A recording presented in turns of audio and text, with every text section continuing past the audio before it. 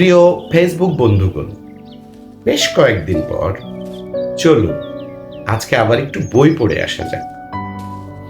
Mediocre কারা? লোকে যারে বড় বলে, এখানে লোক কে? একজন কৃষক কি মিডিওকর? একজন গার্মেন্টস শ্রমিক কি লোক? না, তারা তা নয়। এরা সাধারণ দর্শক ও শ্রোতা, যারা প্রতিভাকে ঈর্ষাও করে না, আবার লেজ টেনে খাদেও নামায় না। নির্দিষ্ট কোনো বিশ্বাসের দালাল হয়ে প্রতিভার বিরুদ্ধে লড়াইও করে না। মিডিওকার তারা, যারা নিজেকে সাধারণ ভাবতে প্রস্তুত নয়, আবার অসাধারণ হিসেবে গড়ে তুলতে সমর্থও নয়। এরা অ্যাপিল টু অথরিটি বাহিনীর সদস্য। জঙ্গলে ভিন্ন জাতের ফুল দেখলে এরা ভীষণ ভয় পায়। বুদ্ধির চেয়ে বিদ্যায় এদের আস্থা বেশি। এরা যখন কিছু বলে তখন তাতে বিদ্যার ছাপ অল্প বিস্তর থাকলেও বুদ্ধির ছাপ একেবারেই থাকে না। কারণ এরা বিদ্যা হজম করতে জানে না। বুদ্ধিহীন বিদ্যার সাথে মূর্খতার যে বিশেষ কোনো পার্থক্য নেই, এ খবর তারা রাখে না। অথরিটি অর্থাৎ কোনো বিষয়ে প্রতিষ্ঠিত মতামতকে পূজা করতে এরা খুব পছন্দ করে। ছাঁচের বাইরে কিছু দেখলেই এরা আঁতকে ওঠে।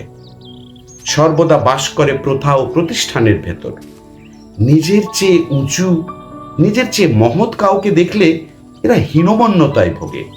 বিশেষ করে মহৎ লোকটি যদি হয় নিজ সময় ও নিজ এলাকার, তাহলে তো কথাই নেই।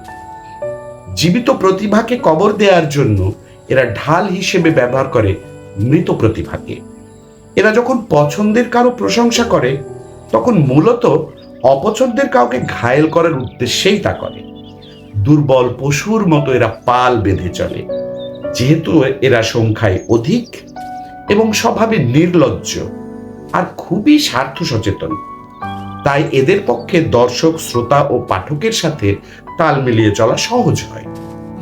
মিডিওকর সমাজে প্রতিষ্ঠানগুলোর দখলও থাকে মিডিওকরদের হাতে। ফলে প্রাতিষ্ঠানিক স্বীকৃতি, যেমন পুরস্কার, সনদ, এগুলো চক্রাকারে মিডিওকরদের গলায় ঝুলতে থাকে। শিল্প সাহিত্যের অনুষ্ঠানগুলিতেও থাকে মিডিওকরদের ছড়াছড়ি। এসব দেখে সমাজ ভাবে মিডিওকররাই শ্রেষ্ঠ প্রতিভা।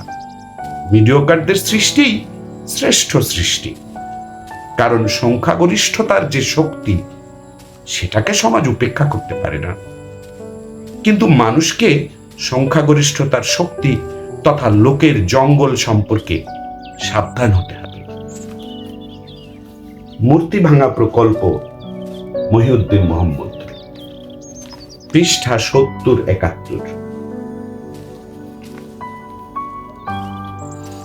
মিডিওকরদের প্রতি স্বনির্বন্ধ অনুরোধ, মনক্ষুণ্ণ হবেন না দয়া করে। জ্ঞান দিতে আসিনি, একটু চোখ বুজে 2 মিনিট ভেবে দেখেন। লেখক কিন্তু নিখাদ সত্যটাই বলেছেন। আবার দেখা হবে। ভালো থাকবেন সবাই।